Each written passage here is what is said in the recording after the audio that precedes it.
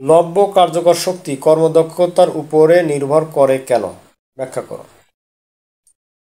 কর্মদক্ষতা হচ্ছে কোনো যন্ত্রের মোট গৃহীত শক্তির কত অংশ কাজে রূপান্তরিত করতে পারে তার শতকরা পরিমাণ। মানে কর্মদক্ষতা কি, যে কোনো যন্ত্রের মোট গৃহীত শক্তির কত অংশ কাজে রূপান্তরিত করতে পারে তার শতকরা পরিমাণ।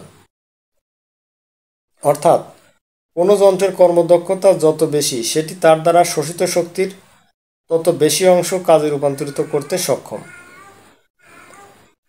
আচ্ছা, তাহলে কি, অর্থাৎ কোনো যন্ত্রের কর্মদক্ষতা যত বেশি সেটি তার দ্বারা শোষিত শক্তির তত বেশি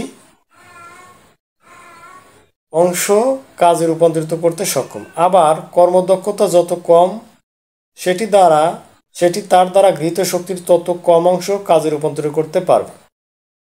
অতএব উপরোক্ত আলোচনা থেকে স্পষ্ট প্রতীয়মান লব্য কার্যকর শক্তি কর্মদক্ষতার উপরে নির্ভর করে।